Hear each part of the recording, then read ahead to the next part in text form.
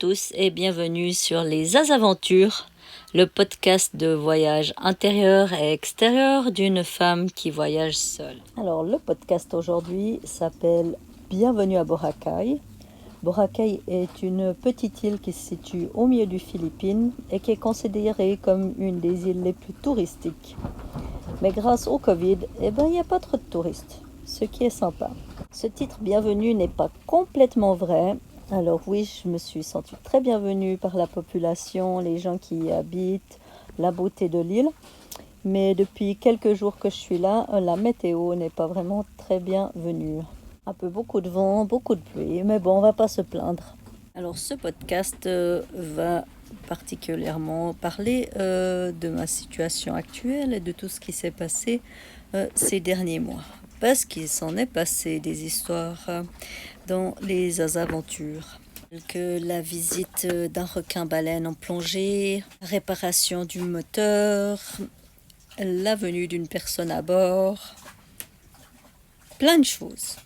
Alors voici ce podcast.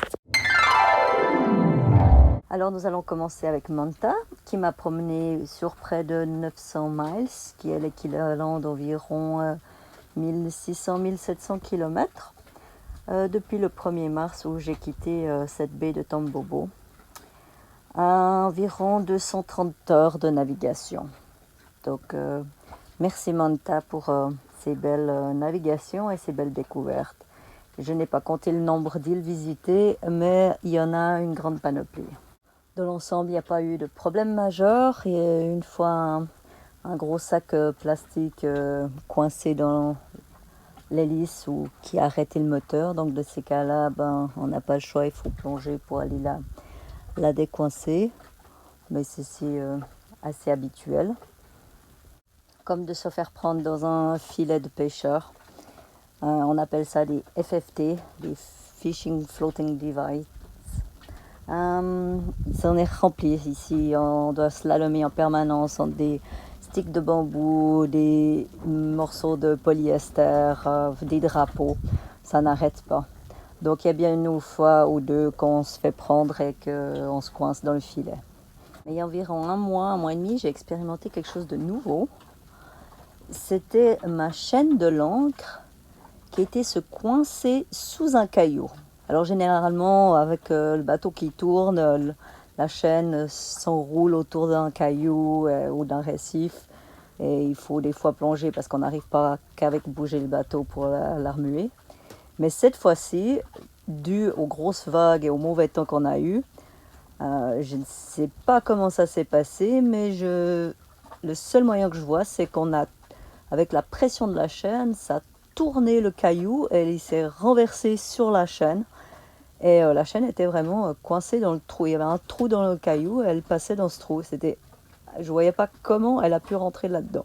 J'ai vraiment plongé dessus pour voir si elle aurait pu glisser sous le caillou pour aller dans le trou. Et s'il y avait pas... Non, c'était pas possible. C'était vraiment le caillou des deux côtés. Il était bien enfoncé dans le sable. Et c'était un beau morceau. Je ne sais pas combien de kilos il faisait, mais il n'y avait pas de façon de pouvoir le lever à main nue en tout cas. Alors heureusement, la chaîne, elle bougeait dans le trou, donc on pouvait la tirer de chaque côté. Et ce qui m'a fait dire que la plus facile des solutions, c'est de détacher l'ancre, faire passer toute la chaîne sous le caillou et rattacher l'ancre derrière. Et c'est comme ça que j'ai pu me sortir d'affaire de cet ancrage bizarre. Au niveau des problèmes techniques, il y a toujours des fois l'autopilote qui tombe en panne ou la girouette du vent, mais c'est toujours des petits problèmes électriques de connexion qui se règlent très rapidement. Il y a toujours quelque chose de toute façon, ça c'est sûr. Mais dans les plus gros points, il y a eu cette fuite d'huile au moteur que j'avais depuis l'année passée et que c'était simplement de changer le joint speed du bloc moteur en fait pour l'huile. Mais bien sûr que c'était le joint spi côté arbre d'hélice, donc la partie la plus difficile d'accès. J'ai profité de faire le service complet du moteur avec nettoyage de l'échappement aussi. Et comme vous le savez, je fais tout moi-même. Alors pour changer ce joint d'huile, j'avais quand même un ami pour m'aider parce qu'il y a plein de moments quand on enlève la boîte à vitesse, il faut 4 mains. plutôt que 2. Mais le tout, ça nous a pris qu'un seul jour. Et j'avais un moteur tout neuf. Et maintenant, eh ben, j'ai plus de fuite d'huile. Donc je précise juste, c'était pas une grosse fuite d'huile. Je perdais genre, disons qu'un ou deux décis tous les 3-4 mois. Une journée consacrée au moteur a fait qu'aujourd'hui, j'ai un moteur presque tout neuf, malgré ses 14 ans. Tu as eu le droit aussi d'un gros nettoyage de printemps interne. Vraiment, chaque pièce a été complètement vidée, complètement nettoyée et remise en état. Ce qui était bon pour faire un bon tri aussi des choses. C'est bon de faire ça de temps en temps. Et pour finir, eh ben, c'est un relooking de ma cabine, donc la cabine avant, en changeant tous les vinyles du plafond et sur les côtés qui ne me convenaient plus et que j'aimais plus dormir avec cette vue. Et aujourd'hui, elle est magnifique, comme vous pouvez constater ici.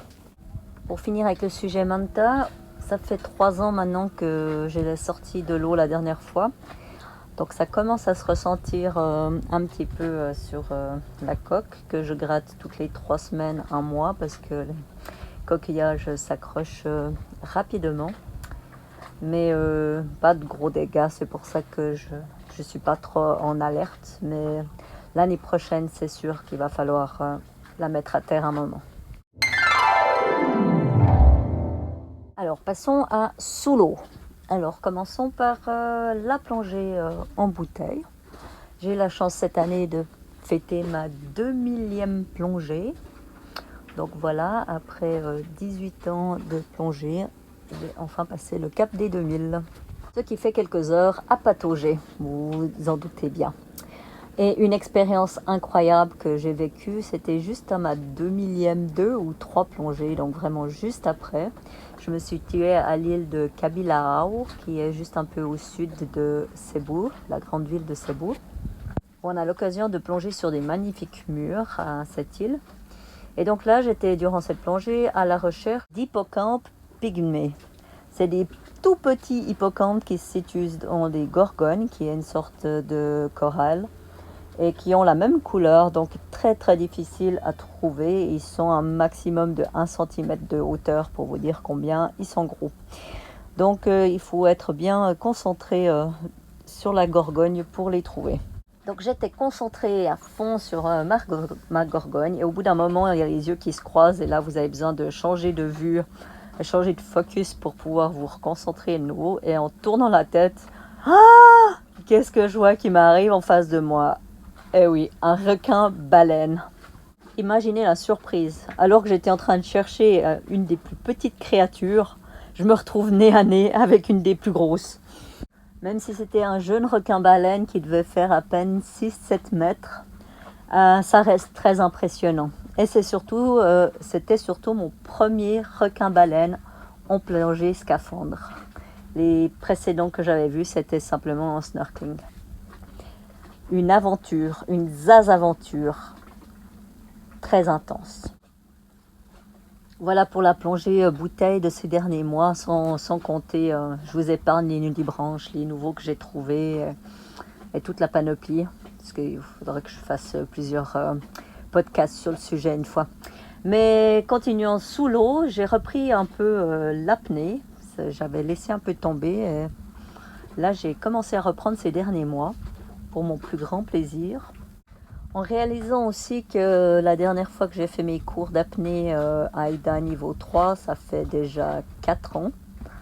Et sans avoir vraiment continué à m'entraîner vraiment officiellement, eh ben, j'ai remarqué que j'ai pas du tout perdu le niveau.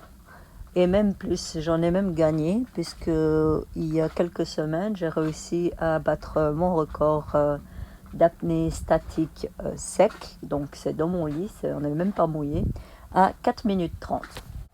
Et c'est en fait le seul record que je peux pousser moi-même en étant toute seule, parce que tout ce qui est dans l'eau, il est nécessaire, et surtout au niveau sécurité, de le faire avec un partenaire. Donc les quelques personnes que j'ai initiées n'avaient pas assez d'expérience afin de me sentir en sécurité si je commence à me pousser dans mes limites. Donc j'ai jamais pu vraiment trop pousser sur mes limites ces 4 dernières années. Mais la bonne nouvelle, c'est qu'ici à Boracay, je viens de rencontrer une professionnelle de l'apnée, donc qui est instructeur apnéiste et qui cherche partenaire pour s'entraîner. Donc je vais pouvoir enfin me repousser un petit peu et pouvoir évoluer dans ce domaine. Alors, on va passer sur un autre topic du genre coronavirus et relation à la population locale. Alors comment ça se passe ces derniers mois ici aux Philippines? Je vais faire un petit aperçu pour que vous vous rendez compte. Ayant bougé ces derniers mois dans différentes provinces et plein de différentes îles, je peux vous affirmer que j'ai vécu toutes sortes de situations. Alors ici, chaque île a ses propres règles, mais en plus, dès que c'est une plus grande île, chaque partie de l'île a ses propres règles, donc ça change en permanence. Alors voici quelques petites expériences que j'ai vécues ces derniers mois liées au Covid. Il y avait certains endroits qui étaient en lockdown, donc complètement fermés. Heureusement, ces endroits, je les connaissais avant et donc je les ai évités. Autrement, j'aurais dû refaire des 2 semaines de quarantaine en arrivant. Donc, de cette manière, c'est bien de se renseigner, hein, comment c'est à peu près pour être sûr de ne pas se faire avoir dans les 2 semaines de quarantaine. Donc moi, j'ai évité ces endroits et même si je serais arrivée sans le savoir, je pense que je serais partie tout de suite sans rester. Il m'est arrivé d'être à un endroit que tout allait bien, où j'ai été bien accueillie, qu'il n'y a pas eu de soucis, j'ai pu rester quelques semaines, voire un mois, et que tout d'un coup le lockdown est tombé, donc ils avaient tout d'un coup beaucoup plus de cas. C'était à Sipalay, ça, et c'était justement grâce à Pâques, beaucoup de Philippins ont voyagé à Pâques, et du coup le virus s'est sprayé beaucoup plus rapidement. Et donc là, ils refermaient Sipalay, et donc pour moi, c'était le bon moment de partir de cet endroit. Je suis descendue à terre sur certaines îles où même le masque n'était pas demandé. Je suis allée faire un peu de shopping, d'acheter un peu des aliments frais dans un petit village sans masque et personne m'a rien dit. J'aimerais préciser ici que ces moments où je vais dans les villages, c'est principalement pour trouver de la nourriture, de l'eau ou de l'essence si j'en ai besoin. Autrement, j'évite vraiment en permanence. Et on se trouve plutôt une plage sans personne avec pépette pour profiter de la nature et de personne d'autre. Donc il y a des îles très accueillantes où les gens sont super sympas. Et comme cette dernière, une des dernières que je me suis arrêtée pour plus d'une semaine, où ils m'ont appris à jouer au Mahjong, un jeu chinois. Avec de temps en temps la visite des côtes-gardes qui viennent se renseigner d'où on vient et voir nos papiers. Mais j'avoue que ces derniers mois, à part qu'ils viennent juste se renseigner, j'ai jamais eu de... Ils veulent juste savoir ce que je fais ici, mais ils m'ont jamais interdit d'aller à terre ou quoi que ce soit. Très sympathique. Mais j'ai quand même expérimenté des situations un peu bizarres, comme cette petite île où j'avais été la veille dans le village sans masque, où tout allait bien. C'était une jolie île avec des rochers très hauts, des belles falaises, des petites montagnes à l'intérieur et ça m'a attiré tout de suite. Donc j'ai décidé d'aller courir pour visiter l'intérieur de l'île. Paysage magnifique dans les rizières avec les buffles, c'était vraiment de toute beauté. Et tout d'un coup, je commence à entendre les talkie-walkie entre chaque maison. Chaque fois que j'avançais, j'entendais une autre maison que ça se parlait. Et tout d'un coup, il y a un gars qui me courait après en me demandant ce que je faisais là. Et puis moi, je dis, je fais juste, je cours dans votre belle île, je découvre votre île. Et là, il me fait comprendre que j'ai rien à faire ici, qu'il faut que je retourne, que c'est pas bien avec le Covid. Alors, j'étais en train de faire un footing au milieu de la nature, sans parler à personne et sans aller proche des personnes. Voilà, donc je suis repartie, mais c'était très joli. J'ai beaucoup apprécié le paysage. Pour moi, ça représente bien l'inconnaissance du virus et de comment il se transmet. Les gens, ils ont juste une peur et c'est tout. On leur a juste inculqué la peur, mais ils n'ont aucune connaissance de ce qu'est le virus. Voilà ce qu'on peut vivre la plupart du temps dans ce genre de situation. Voilà pour les quelques anecdotes reliées à ce virus, que je me souviens en tout cas. Mais cela ne nous a pas empêchés à Pépette et à moi de visiter plein de belles plages et plein de jolies îles. Et ici à Boracay, après près de 2 semaines que nous sommes arrivés, je me sens toujours la bienvenue. Et pour finir le podcast, on va parler de Pépette et moi, de savoir comment on va. Alors commençons avec Pépette.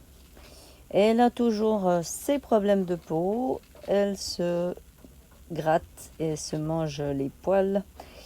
Je suis allée chez un vétérinaire ici à Boracay qui m'a donné un nouveau produit. Donc on essaye encore et encore quelque chose. Ça fait plus d'une année qu'elle a ça. Et j'espère que cela ira mieux. Je suis à fond dans les énergies et que je crois en l'être humain et en connexion. Je suis en train d'étudier et d'apprendre la connexion, communication animale. Donc je travaille là-dessus aussi. Mais c'est beaucoup de pratique. Alors, affaire à suivre.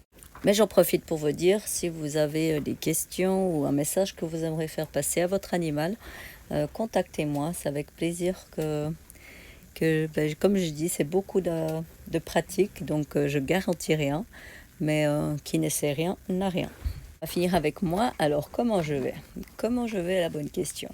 Ces dernières semaines, j'ai été au plus haut physiquement et émotionnellement. Je pense que j'ai passé une des plus belles périodes de ma vie. Je me rappelle pas d'avoir été aussi bien. Hier, j'ai pu refaire du kitesurf. Juste une demi-heure, mais cela fait tellement d'années que c'était un moment magique et du coup ça me met en super bonne énergie pour savoir que c'est ce qui m'attend tous ces prochains mois parce que je vais rester ici principalement pour faire du kitesurf et de l'apnée. En continuant toujours mon développement personnel parce qu'il y a tellement de choses à apprendre, on continue. Je viens de vivre un mois, on appelle ça un reboot challenge, donc je me suis challengée sans alcool, sans sucre, sans café, sans viande pendant un mois, méditation tous les jours. C'était une très très bonne énergie, je le recommande à tout le monde.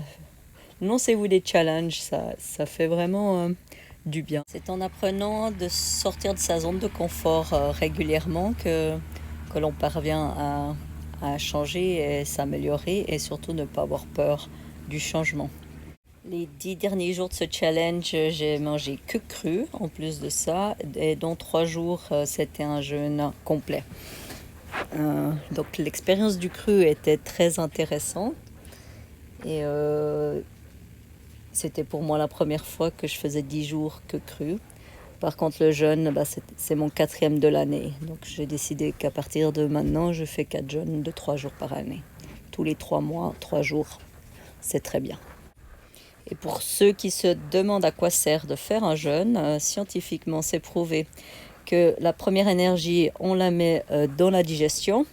Donc, si on ne mange pas, la deuxième, c'est dans le cerveau, les réflexions, le mental. La troisième, c'est le mouvement. Et la quatrième, c'est la reconstruction de nos cellules. Donc, si on ne mange pas, on calme notre mental et on essaie de bouger le moins possible. Toute notre énergie part directement dans la reconstruction de nos cellules. Et c'est pas pour rien qu'un animal malade ou accidenté va justement se cacher sans rien manger et rester tranquille. Parce qu'ainsi, il arrive à se soigner plus rapidement. Alors, pour ceux qui se posent la question, non, je ne suis pas malade. Mais comme on dit chez nous, mieux vaut prévenir que guérir. Donc voilà, je recommande vivement de faire des jeûnes à toute personne. Aussi pour reconstituer sa flore intestinale et donner des vacances à son système digestif. Je vais finir avec le point négatif de ces derniers mois. Donc oui, c'est possible que certains d'entre vous ont appris que j'ai eu un passager pendant plus de 2 mois à bord. Alors ce fut une expérience très intéressante, mais pas très positive. Donc j'ai été assez basse en énergie et c'est peut-être pour ça que j'en ai pas vraiment beaucoup parlé, parce que j'ai dû prendre un certain moment pour moi, pour digérer tout ça et pour aller mieux. Mais je pense que ce Reboot Challenge m'a beaucoup aidé à remonter mon énergie. On peut dire que c'était une expérience parfaite qui reflète cette phrase. mieux vaut être seul que mal accompagné. Plus tard, avec plus de recul, il est possible que je vous reparlerai de cette expérience basse en énergie. Mais voilà, pour la fin, donc maintenant je suis à Boracay, je vais y rester plusieurs mois afin de pouvoir refaire du kitesurf quand la saison sera posée. L'inspiration et intuition va pouvoir remonter à son top et donc je vais pouvoir faire plus de podcasts que ces derniers temps. Voilà, mais en attendant le prochain, eh bien, je vous souhaite toujours un bel automne à chacun de vous et vous dis à bientôt.